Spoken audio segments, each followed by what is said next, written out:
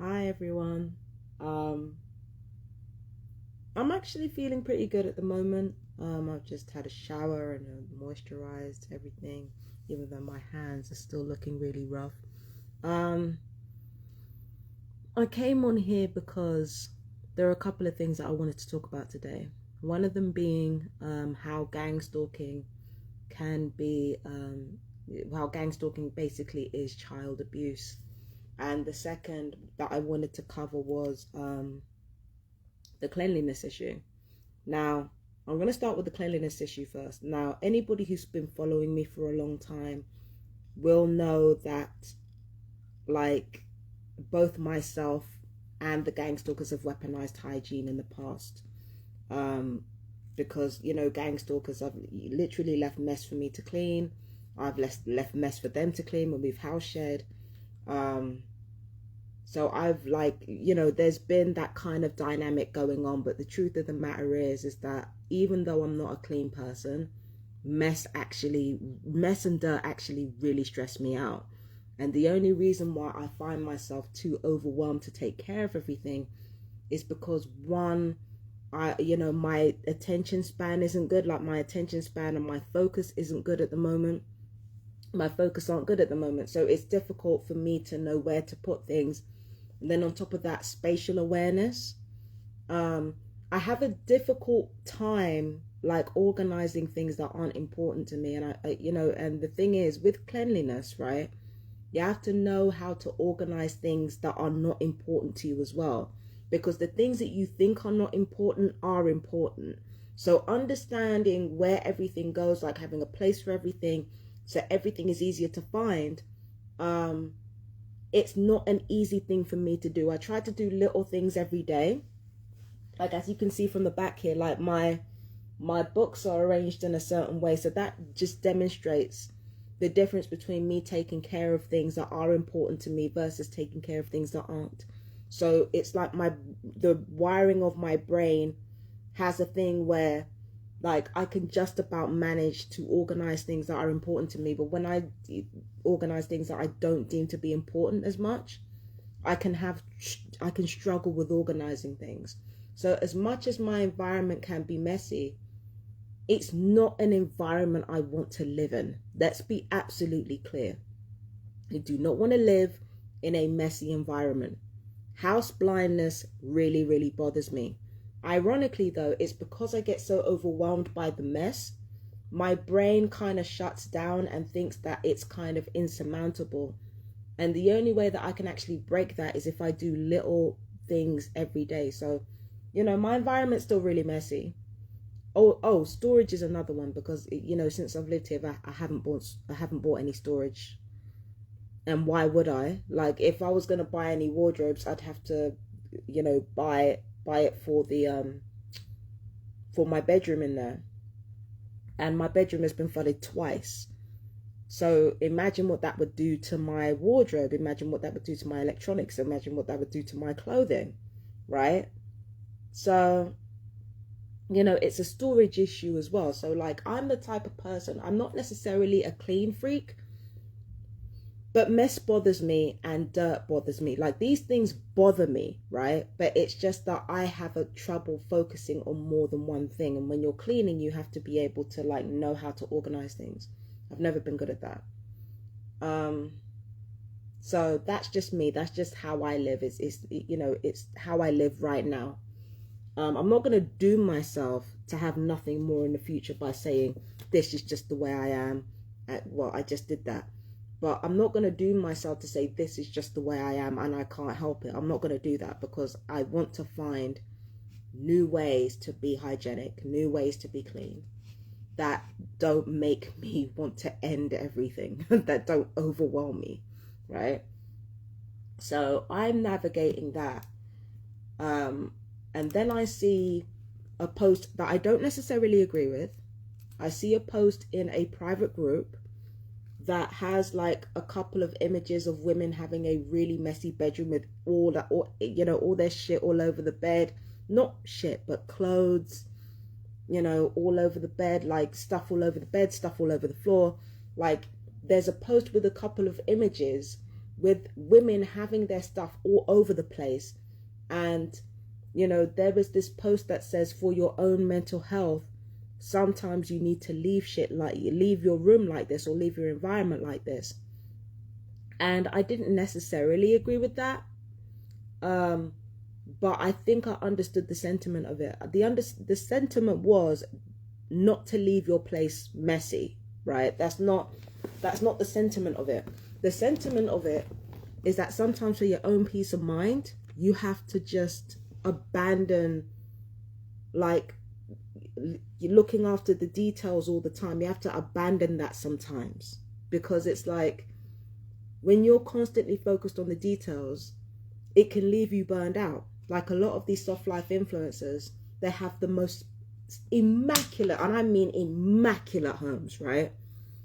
And we look at these immaculate homes with these women cooking and these women having perfect beats, perfect makeup. We look at these women having perfect makeup, perfect home, perfect everything, but we don't seem to understand the amount of work that goes into that, even with women who are already used to it.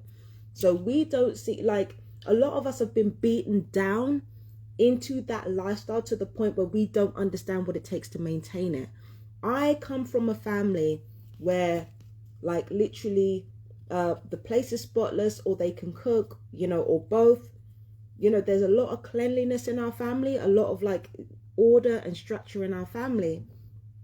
But my family's a mess. Like, I've got like people, relatives of mine who are spotless and who are clean and have everything organized and like just fucking immaculate, right? But they've got CPTSD. They got PTSD that they punish everybody else with in like a number of different ways, right? Because the emotional energy it takes to be immaculate all the time. And plus, like, you know, like a lot of immigrant families, our families have been pretty much beaten into that lifestyle, but that's another story for another day. But it's like the amount of trauma that went into cultivating a person who lives like that. And then on top of that, like, you know, the constant upkeep, the constant, like, having to make sure every little detail is taken care of, it leads to fucking burnout. It leads to burnout. And at the end of the day, right, whilst they're burning themselves out being perfect, there are people like me who struggle with it. Those perfect people resent people like me for the simple reason that our dysfunction is out in the open and people can recognize it. So we get more attention. So you've got these perfect people not only punishing themselves by making sure every single little piece of detail is taken care of, they're punishing the people around them. Because the people around them, let's be clear, the people around them, I'm sorry, but they're kind of selfish. The people around them are kind of selfish. They don't check in on the immaculate person. They don't check in on the person who has all their ducks in a row. They don't check in on them and say, hey, how you doing? How are you feeling emotionally? How are you feeling, like, inside? A lot of these people who take care of their homes as immaculately as they do, they have a lot of fucking issues. They have a lot of anxiety. They have a lot of, not depression, but they have a lot of anxiety, a lot of fucking trauma, to the point where they don't just terrorize themselves, like they terrorize the people around them, which leads to this really unfortunate situation where people either don't check in on them, or people straight up like abandon them or leave them alone, don't engage, right? So when people say that, you know, having a tidy home leads to better mental health, I'm feeling like you're just using that as an excuse to not work on yourself internally. And that's what that person with, you know, showing the messy rooms was talking about. You need to work on yourself internally. It's not just enough to have a tidy house. You've got to work on yourself internally. Ironically, that realization made me want to clean. Ironically, made me tidy up a little bit. I'm not going to lie. Like, ironically, that realization, it made me tidy up my space a little bit. Right? But, you know, it's not enough just to have a clean and orderly space and have have your body being tea, and all of these things are not enough if they're coming from a place of fear and anxiety, and coming from a place of, fearing that you're going to be brutalized for not meeting those standards. That's what that post was getting at, with the messy environment and stuff like that. Sometimes for your own peace of mind, you cannot brutalize yourself. Like, you can't brutalize yourself into being clean. Being clean is supposed to be joyful. Like, I love my home. I love my life. I love this home. I want to take care of it. It should come from, like, if you're going to clean, the best way to maintain long-term habits and maintain long-term habits that make the world around you better is to say to yourself, actually, you know what? My home is gorgeous. Like, even if you don't think it's gorgeous, you know what? I love having a roof over my head. I love having warmth. I love having a neighborhood and people around me. I love this fucking place. When you start to feel like you love the space that you're in, it not only makes cleaning easier to do, but it gives you more long-term benefit. It gives you more long-term benefit to come from the place of, you know what? I love this fucking place. I love my fucking home. Look at the books behind me. Look at the books behind me and how well they're ordered. And the reason why I organize my books like that is because I have a passionate interest with the subject matter of these books. In fact, the more passionate I am about the subject matter, is the more orderly those fucking books get. When you start from passion and you start from love and you start from, I love being here and I love my life and I love doing this. If you're a type B personality, especially, when you start from devotion and not fear, you build up healthier long-term habits. If you are scared that if you don't take care of every little detail, your home is going to be a pigsty, that means you're not cleaning out of love. You're cleaning out of fear of what you don't want to be. Who the fuck wants to live like that? Who the fuck wants to live like that? And for me, when people started responding to that post with the messy rooms, saying, oh no, your cleanliness is important for your mental health. Like, oh no, a dirty room invites bad spirits. When I heard bad spirits, that's when I was done. That's when the fuck I was done. Oh, it invites bad spirits. No, shut the fuck up. The amount of abusive people, suicidal people, traumatized people that have kept their homes spotless. And you want to sit here and talk about how a dirty environment and bad spirit invites bad spirits. Not my home. I've never experienced that. I've been having a messy environment. The only bad spirits that have been attracted in here are gang stalkers. Gang stalkers, by the way, who can organize their home better than I can. As soon as I heard bad spirits, I was out. You're talking absolute nonsense. As soon as I heard bad spirits, I was out. That's ridiculous. That is absolutely ridiculous. Like, as a spiritual person, that was my tipping point. How dare you say some stupid nonsense like that just because of your need to cope? I shouldn't be angry with people who want to be clean, but this is where we are. This is what happens when you take wonderful things like being clean, like having a great body, like having, good health. This is what happens when you turn these things into weapons, and when you do these things out of fear, anxiety, and trauma, rather than doing it because you're fucking supposed to. This is what happens. You get people who are judgmental, people who are, I'm very judgmental. I'm just judgmental in another direction. You get people who are shallow. You get people who are superficial. You get people who weaponize their competence. There's weaponized incompetence, and there's, weaponized incompetence can manifest as more than just household chores. It can also be cognitive understanding, weaponized incompetence, right? But there's also weaponized competence.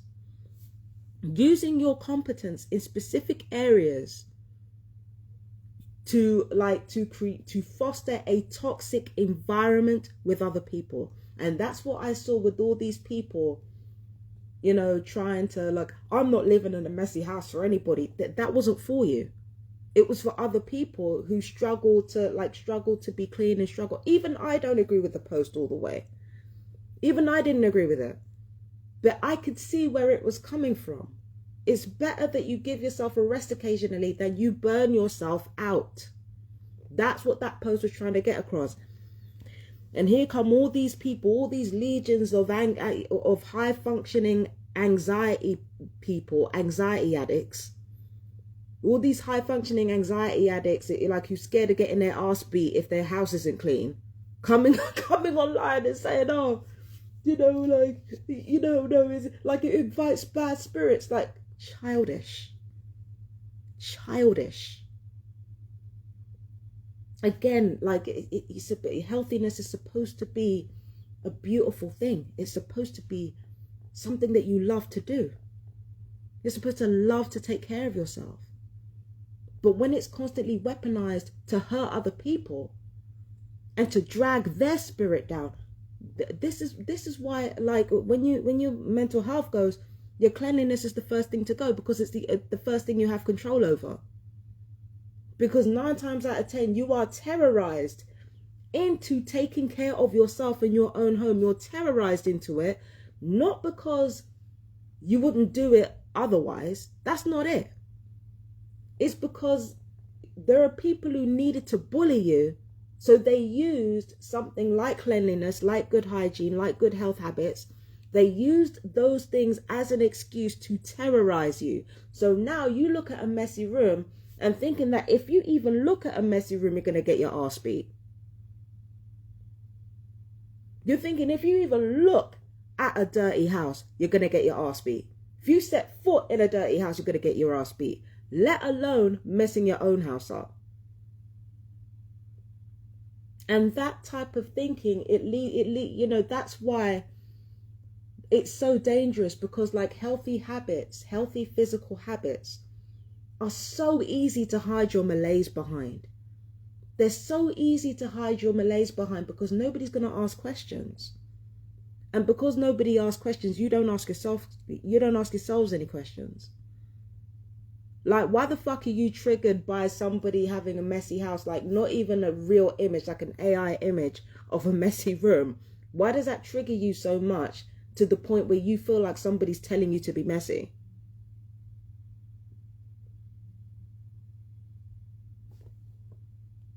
I'm just saying, and it's just like, yeah, there are plenty of people whose homes are spotless, who are fucking mental health wrecks. Do you remember the days of the housewife? The days where the women went out to work, came back, had to do more housework? They were fucking psychological and emotional wrecks. All of us in this generation and later on in other generations, we inherited the fucking burnout. We burned out on behalf of our ancestors. Playing about mental health to the point where you think all you need is a tidy home. You're taking a piss. You're taking the piss. You're taking a piss. Like, trying to use these things as an excuse to stay in your own trauma and inflict it on everybody else. That's not the move for me. I don't like that. Again, having a clean home is good. Having, like, you know, good health is good. All of these things are good, but the way they've been weaponized, like, the only reason to do it is if you hate yourself or hate someone else, or you know, if you're scared of getting your ass beat. Like, what are we doing? The outside matters. I'm not saying it doesn't matter. It absolutely matters. Like I said, I'm a messy person. Well, I'm not a messy person. No, I am a messy person. Like I said, mess stresses me out. It literally stresses me out. I don't like it. And if my house gets particularly messy, that's when you know I'm stressed. That's when you know I'm really stressed and my nerves aren't settled. So I don't like it either. But, like, come on, man. Like, come on. What are we doing? What are we doing? We're weaponizing good hygiene to shame and terrorize other people. What the fuck are we doing? And then acting like only bad spirits are messy or like mess. Again, the people who break into my house every time I'm out, they either have other people cleaning for them or they're very, very clean themselves. Don't let nothing fool you.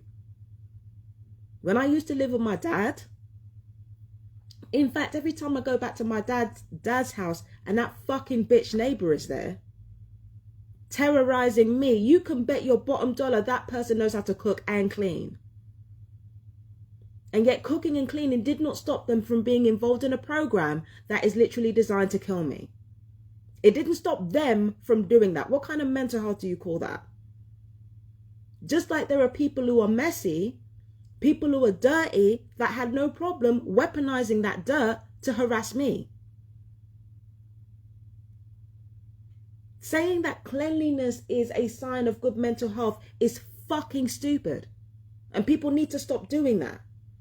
It's fucking stupid. Good mental health is good mental health. Not cleanliness, not messiness, nothing like that. Good mental health is good mental health. Stop it.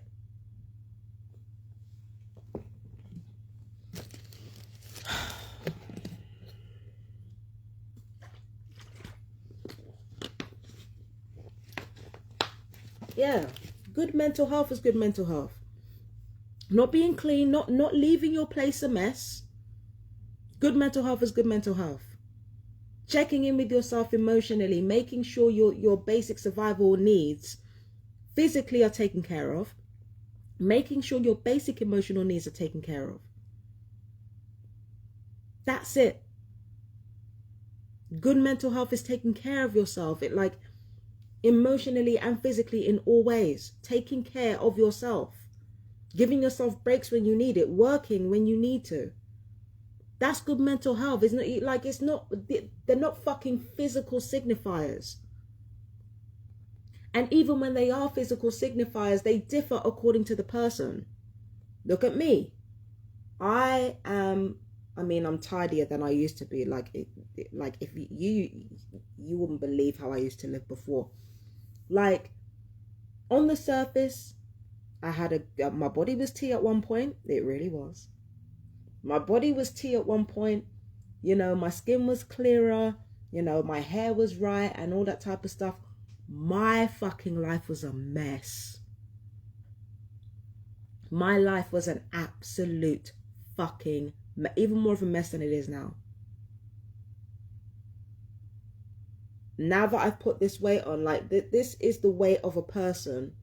This is the body of a person who is determined to get herself checked out for neurodivergence, who has taken action in every single way to make her home life more comfortable, to, you know, like against harassment, who has made sure that if she couldn't solve a situation where she was being abused, that she was going to leave it.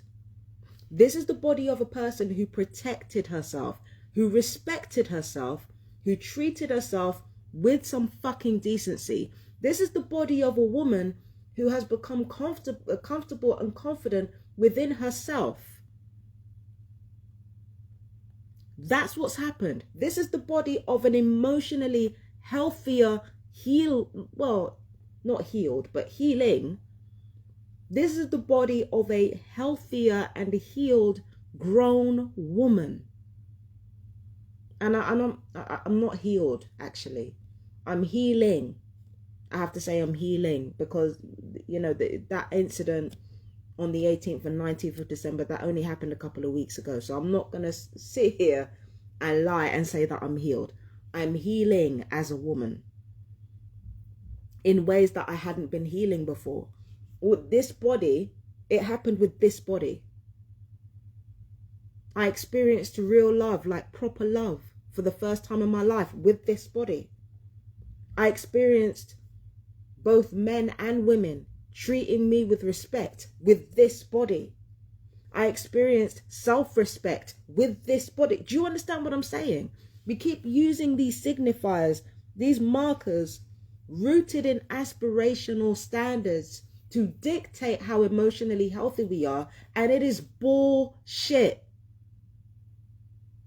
It's bullshit. And I think that's the point I was trying to get to. That I got there eventually. But using these aspirational markers to dictate how healthy we are, it's fucking bullshit.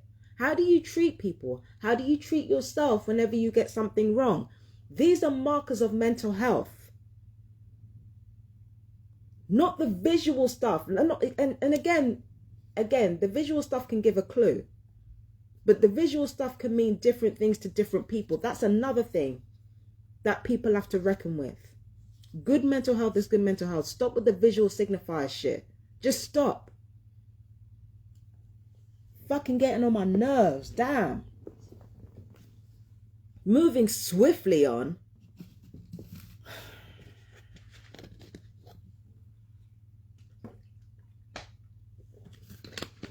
We got to talk about gang stalking as child abuse. Now, I'm going to try and remember all the markers of like child abuse that don't necessarily involve like hitting your child.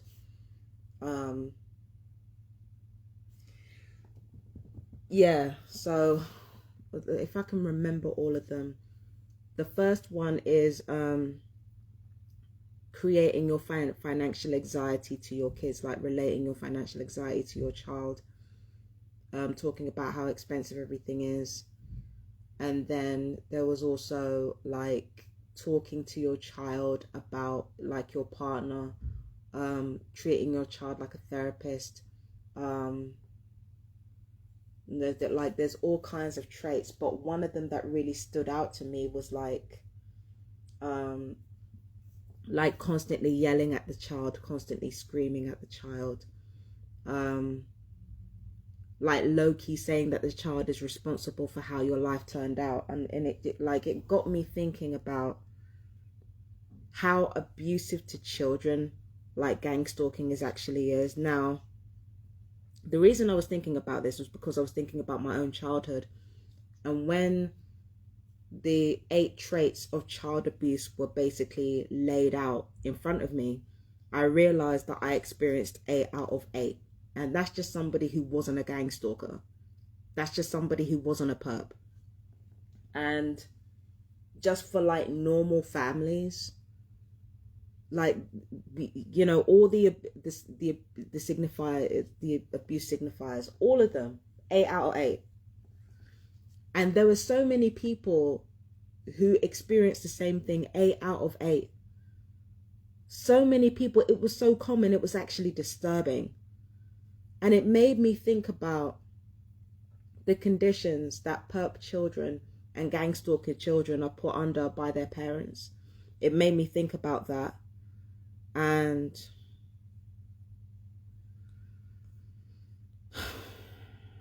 because I was thinking about my own childhood, right, and how fucked up it was. And even then I didn't go through, you know, like as much as I went through brutality and abuse, and as much as I was left alone to go through that, I wasn't the only one in my family to experience that loneliness, you know, the feeling of having to go through trauma alone. Like I wasn't the only one in my family who experienced it.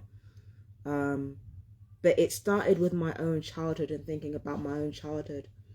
And then it ended up with me thinking about gang stalker children and perp children, and how gang stalking is actually child abuse. And I'm going to go through all the things that kind of make it child abuse, even without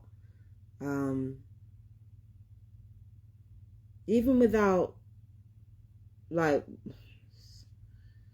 how do I put this? Let's just say, as a parent, you're a gang stalker, right? And you don't shout in front of your children. You don't swear in front of your children. You're not verbally abusive to your children. You don't shame your children. You don't, you know, leave your children in the dark about the serious subject matters of life. You know, you spend time with them. You play with them. You make sure they have the very best in life. Like literally your home could be idyllic, right? And you could be completely gentle and kind to your children. The second you decide to make them gang stalkers, that changes. So let's just say like you're a gang stalker parent and you decide that you decide to join gang stalking, and as a parent, you're not going to get away from asking your children to participate. You're not going to get away from that. So you've already started abusing your children. So first of all, you have to lie to your children that the person you're gang stalking is dangerous and abusive. And then you have to prove yourself right by breaking into the target's home, contaminating their belongings or stealing their belongings, moving their belongings around so they're gaslit. You have to, create noise pollution to terrorize said target. And you also have to spread certain amount of rumors about the target, and your children actually have to help you participate in that. And the idea is to break the target, to have them both institutionalized and slowly killed. So before we even get to the emotional ramifications of that, as a parent, even if you've given your children an incredibly idyllic environment to live in, from the time you expose them to gang stalking, you turn them into murderers, you turn them into torturers, you turn them into liars, you turn them into thieves, you turn them into terrorists. And that's before we even get to the DEWs, which some children have access to. Some children have access to like these satellite apps that actually torture the target. I don't know if they have it. I haven't had any indicators to say that these people have it. They might do, I don't know, but like I haven't had any indications that they've had it. So you've already exposed your children to multiple crimes here and to treason against the country. You've already exposed your child to multiple crimes. You've already made them criminals. And that's before we potentially get into the implications of antagonizing somebody into violence or self-destruction. So let's just say you antagonize a target into self-destruction, into suicide. Essentially, you turn your children into murderers by proxy. At the very least, you have your children participate in manslaughter. So you've already like given them a potential criminal record if they ever get caught.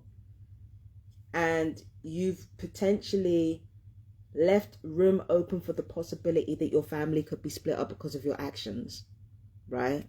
And then on top of that, like that's just the best case scenario. Like if you like manage to badger the person into killing themselves or being killed, that's just the best case scenario for the children. That's just the best case scenario. If they badger somebody into killing themselves, they're murderers. They're murderers at best, right? Then we got to think about the worst case scenario, that this person snaps and not only ends their own lives before, they can be brought to justice, but they end the lives of you and your children. You're literally endangering their lives here. You're endangering their safety. You're leaving them open, for something to potentially dangerous to happen. That's that's endangerment. That is literal endangerment. At worst, that is fatal endangerment. So everything that I'm like, again, you could come from the most pleasant environment. You could be the perfect parent. The second you get your children involved in gang stalking, it is child abuse. I haven't even brought up the unlawful surveillance yet. The surveillance of people when they're naked or in their vulnerable state through hidden cameras, which is something that a family has done in the past. I didn't even know children were watching until later on. The fact that children were watching was crazy. Right? So, you know, things like that, all of that, child abuse, all of it. Because why are you subjecting your children to fucking surveillance of other people's private business? Why are you subjecting them to that? Why do you have camera, like, why do you have things like that? That's fucking child abuse. I don't care what anybody says. That is absolutely child abuse. So when you become a gang stalker and you involve your children, you're automatically abusing them. You're automatically abusing them. And then on top of that, you won't even tell the truth about how serious this shit is at first. Because if you can possibly help it, you will let these kids know that this is a game, that this is a sport. And if you win, you get prizes.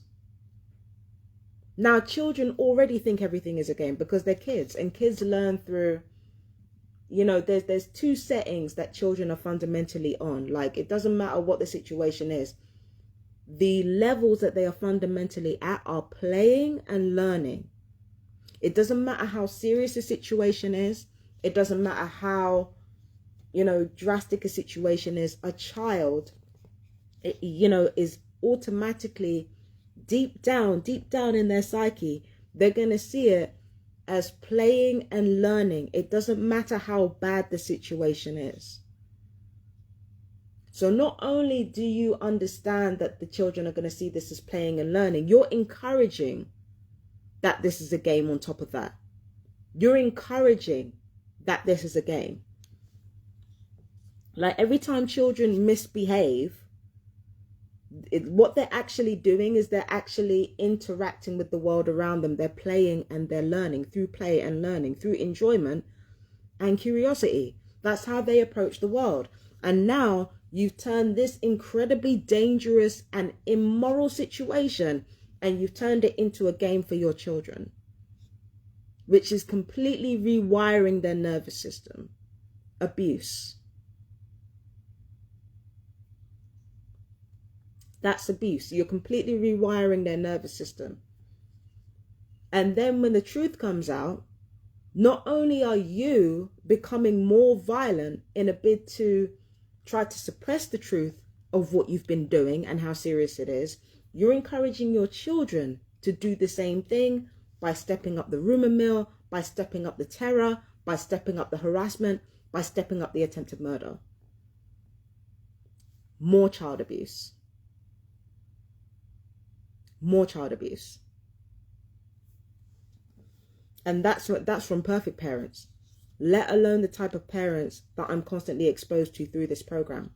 You got parents who are traffickers. You got parents who are, you know, I mean, in one TR's case, literal pedophiles. You've got parents who are abusers, drunks, addicts. You've got parents who are so emotionally dysregulated, they regularly scream at their kids, rewiring their nervous system completely. You got parents who are physically abusive, gang stalker parents who are physically abusive, or who at least threaten to be physically abusive. Those are the type of gang stalker parents I've been exposed to. Then you got other gang stalker parents who straight up have their kids taken from them because they can't manage them. So with all the, the options of good parenting, they feel has been taken away from them.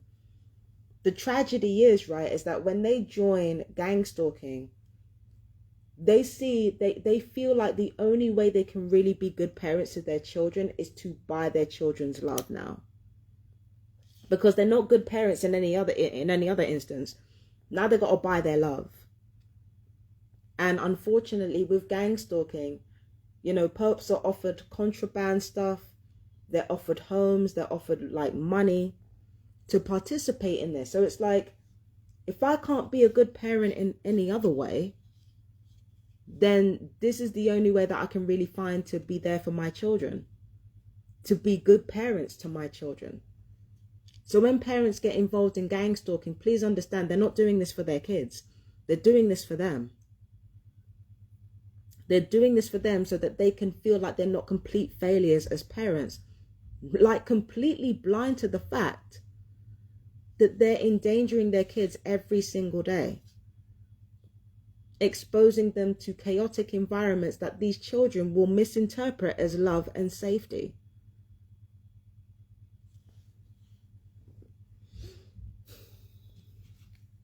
And I came across a really depressing realization. I have literally done more to try to protect these racist dickheads than I have younger people in my own family. You know how I know that? Because when it came to these people and what I was turning into because of their harassment, I tried every single thing that I could to leave. I tried fucking like getting the Section 21, which was weaponized against me later. I've been getting help for my neurodivergence. These people have been losing their minds because I've been shutting my fucking mouth for the most part when they've been harassing me. So like me keeping calm and not saying anything is something that as an adult I'm supposed to fucking do. I'm supposed to not react to every single stupid thing that these kids say. I'm supposed to keep calm. Like, okay, fine. I hate these people to the point where I don't want that kind of negativity in my life. So I ignore it. But they're fucking children. I'm supposed to ignore them. I'm supposed to not say anything. I'm supposed to not get angry. That is what I am supposed to do. How is it that somebody with no children understands this better than a fucking parent? I am supposed to lay down boundaries and say, you know what, this kind of behavior is not acceptable. I'm supposed to do what I can to leave. If I feel in any way that not only these children, but other children around here are going to be endangered, I'm supposed to do these things. And I do what I am supposed to do. You know who's not doing what they're supposed to do? The police are not doing what they're supposed to do. They're not handling the harassment the way that they're supposed to handle the harassment. The council are stretched. They can't do it. They're not doing what they're supposed to do because they literally can't. They are fucking financially stretched.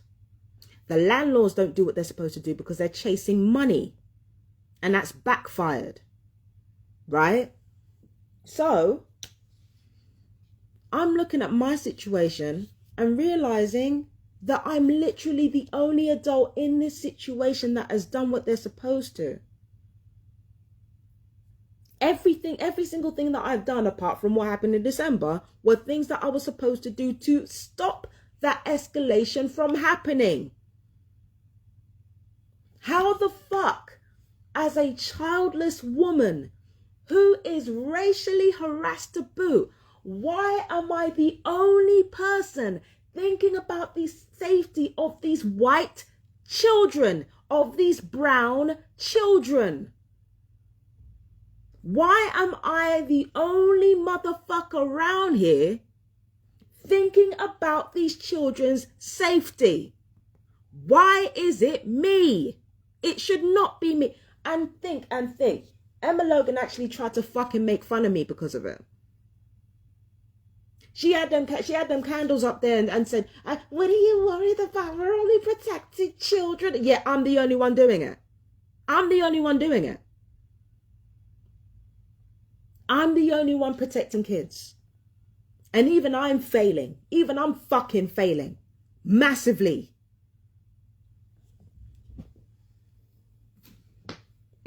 That privilege is a bitch, you know. That privilege is a bitch. Because this is exactly what I'm saying. When you have signifiers that everybody else approves of, it stops you from being accountable for your own life sometimes.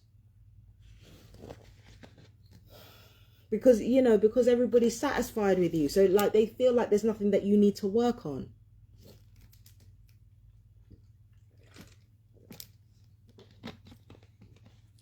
I never even thought about my, like, when it came to my little sister and my little brother and me being in my mum's house when I was clearly not mentally well, she tried to get me out of the house, which was like the right thing to do. When it came to me, she couldn't muster up that same energy for their kid's dad though. When she left my dad, that was the right thing to do. When she kicked me out of her home for being extremely sick, even though she did it in the wrong way, it was the right thing to do. Wrong way. Entirely wrong. But it was the right thing to do because I was sick. I was sick and I was I was around children at the time. I was around children in an abusive environment with an abusive piece of shit. I was sick. I had no business being around my little brother and my little sister at the time. I was very sick. It's only now that I'm starting to realize, yeah, my mum had the right idea. She just handled it in the wrong way because she was an idiot. And I love my mum. I really do. But she was an idiot because everything that she did was self-sabotage. It wasn't done out of self-respect. It was done out of shame and spite. Well, not everything that she did, but like, you get what I'm saying? Like a lot of the stuff that she did was out of shame and spite, right? Like it wasn't out of self-respect. It wasn't out of respect for her children. It was shame and spite, and that's it, right? But she had the right idea. She just did it in the wrong way. Because when you've got somebody who is like very, very mentally sick, like shouting for hours on end to themselves, and like, that's not a healthy environment for children to be in. I didn't think of that, but my mum did. She thought of that. Even that bitch that my fucking dad was living with. Now, granted, a lot of what took place between me and her family was her fucking fault. Because I tried to fix things. It was her fucking fault. She was the instigator. I don't care. Her and her family were the instigators. Right? But she saw and recognized that I wasn't mentally well, and she at least performed one action to protect her children, even though getting her children involved in gang stalking is still abuse, right? Like doing everything that she could to protect children from me. Like there was at least one person that she protected her kids from, me. Right move. Now I'm in a situation. Now I'm literally protecting children that I can't fucking stand for the life of me and that can't stand the color of my fucking skin. I am the only person who is protecting these kids. I'm the only fucking one. And even I'm failing. Am I the one like, you know, with the racial slurs and all the cussing that I've done over the years? Do you seriously think that I was the one who started that shit? No, I wasn't the one that started that shit. It was the family who started that shit. It was them who started that shit. I wasn't the one who started it. I'm not the one who wants to fucking I don't want to terrorize children.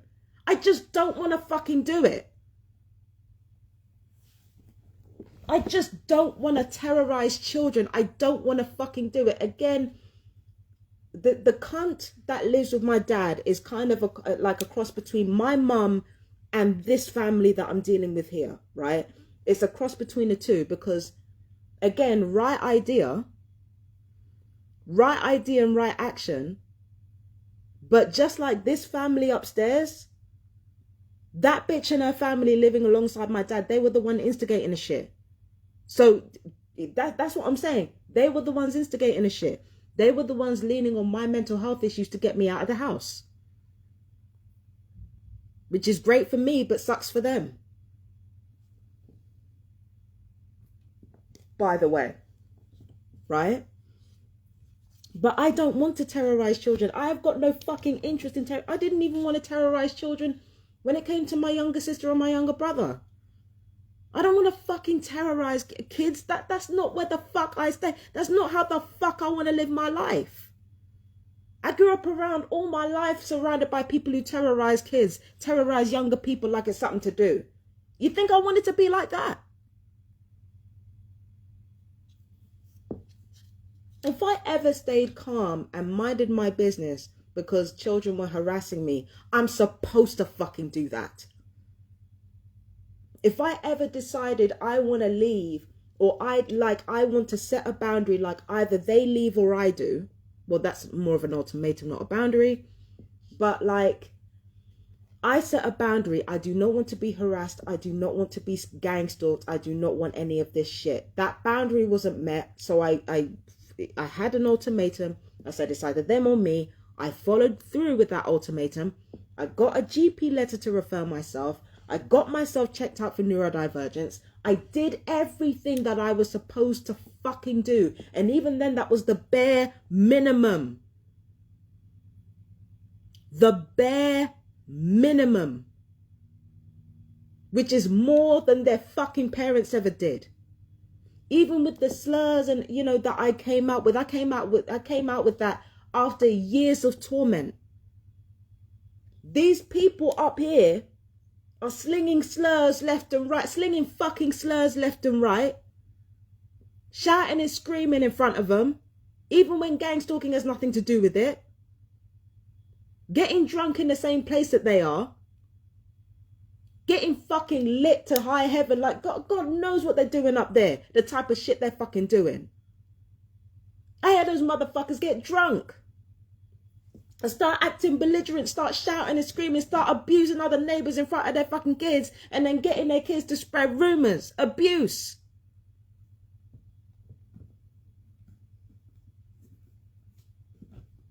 I'm literally the only one protecting abusive, bullying children.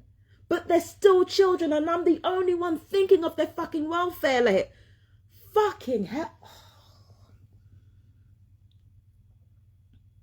Actually, I take it back about my dad's neighbour.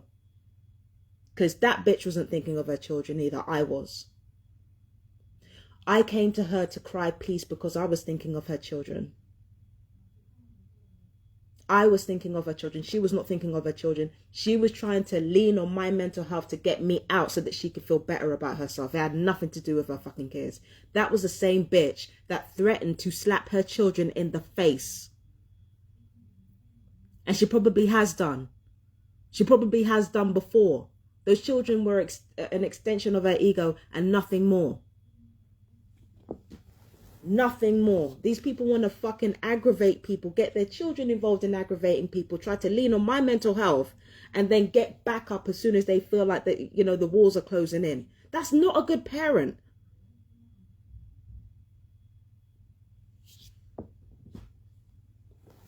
That's not a good parent. That is not good parenting.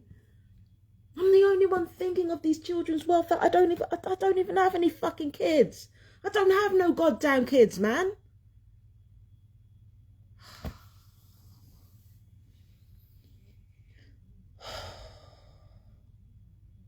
And I'm supposed to be the mad woman. I shouldn't be thinking about this shit. The only thing I should be thinking about is my own mental health. That's the only thing I should be thinking about. I should not be thinking about any of this. And I know what I said about, you know, me weaponizing kids to make my point. And it's true. Like, in that sense, I'm a lot like other people. Like, I do use morality to win an argument. But the difference with me is that it's not enough just to win a fucking argument. It's not enough. Like, I can win an argument. I can say, oh, well, look at what you're doing to your children. Like, it's not enough for me to do that. I can't say that shit and then, like, and then be like cussing them out every other minute. I can't say that and then be like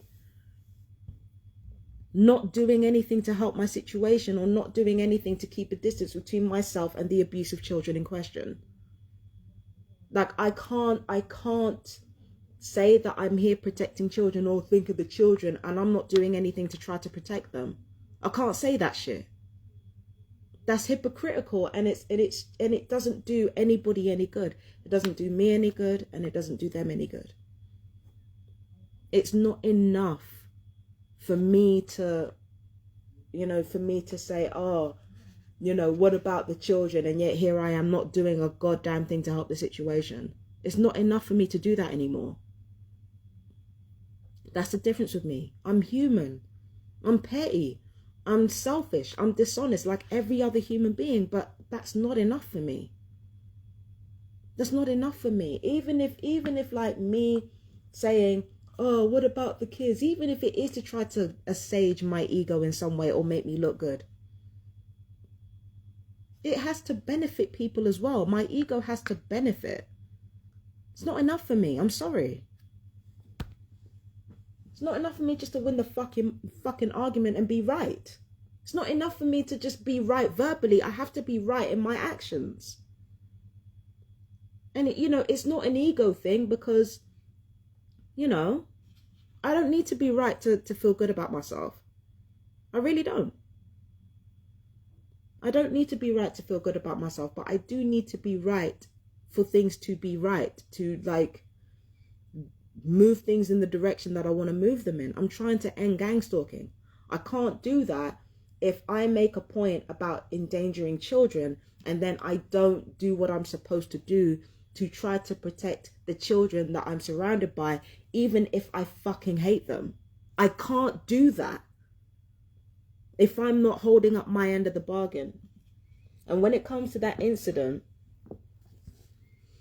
that incident, when it came to me being forced into a situation by weaponized radio frequencies, when it came to that, I understand that was basically leaning on my emotional dysregulation to get me to be destructive. I get that. But if it's taught me anything, it's that I haven't done as much work on myself as I need to do. This is part of walking your talk. If Thursday and Friday have taught me anything, it's taught me that I haven't done as much work on myself as I need to do. Not nearly enough. I still have a long way to go. I'm 4 decades in. I've lived half my life already. Or like maybe a little bit less over half my life, but I've lived half my life already. And I haven't done nearly as much work as I think I've done. So that's something that I need to work on. That's also part of walking your talk. Because if I'm going to be out here, quote unquote, protecting children, I need to actually work on myself emotionally. And physically, yeah. But I need to work on myself emotionally so that I can actually put my anger where it matters. Towards the adults who get involved in this shit, towards the adults that are like literally encouraging genocide of the entire country. I need to get an emotional grip on myself so I can put that anger where it belongs. Because this is a war. We can't fuck around. We can't fuck around. This is a war.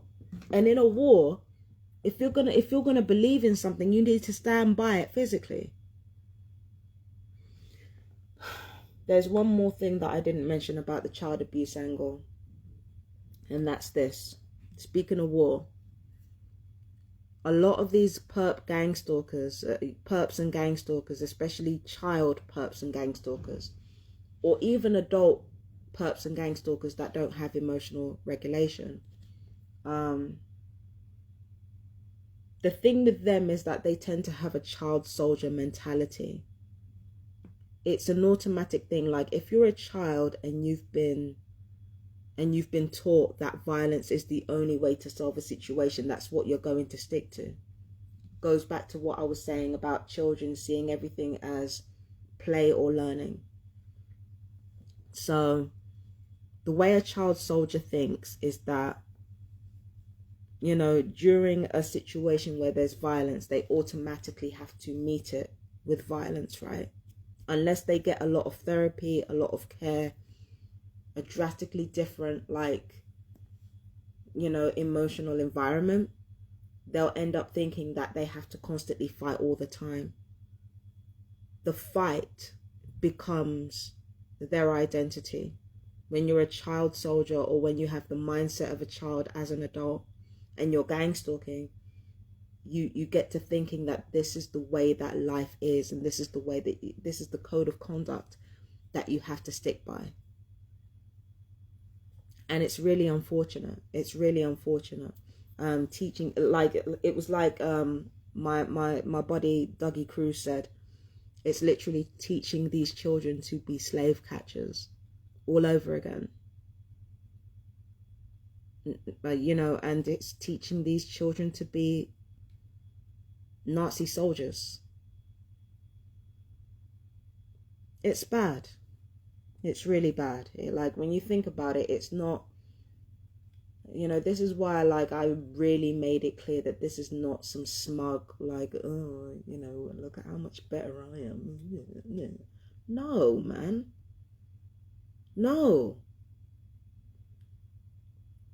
War is painful. War is violent. War is brutal. And if you're going to do anything, and you're going to stand for something, it has to be worth the pain. That's what you do in a war. Being war is not about finding something to kill for. It's about finding something that you're willing to stand by, like, no matter what happens to you. That's why I feel like if I'm going to protect children, I'm going to say, oh, you know, what about the children? Even if I am, like, saying that shit for petty reasons, it doesn't matter. If I truly believe what I'm saying, I have to stand in it.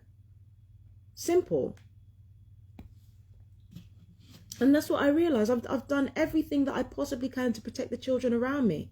I've been doing it since my fucking dad's house. Did everything that I possibly could, like, in my own way, to protect people. I've been fucking doing that shit. I didn't even realize I was doing it. And imagine a mad woman, a fat C word, doing more to protect children, a black C word, doing more to protect children than their own fucking families, simply because of optics. Pathetic.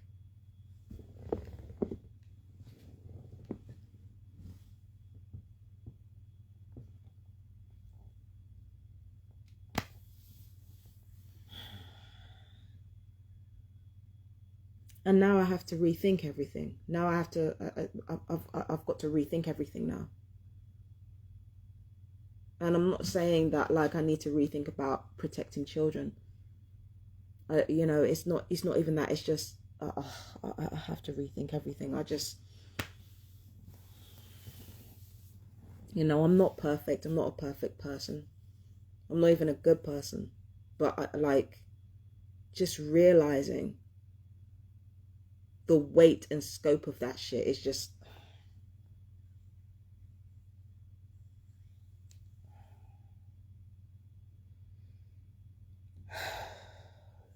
this is just depressing.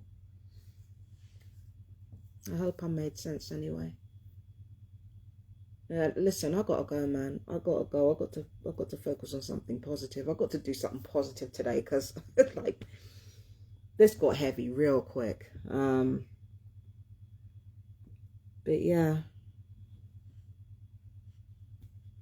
Anyway, I gotta go. Marsha the Great out. Happy New Year, by the way. Oh, it was a full moon this morning, actually.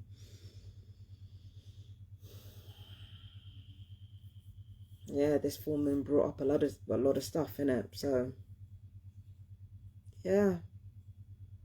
Take care, my fellow TIs. You know what to do. I love you.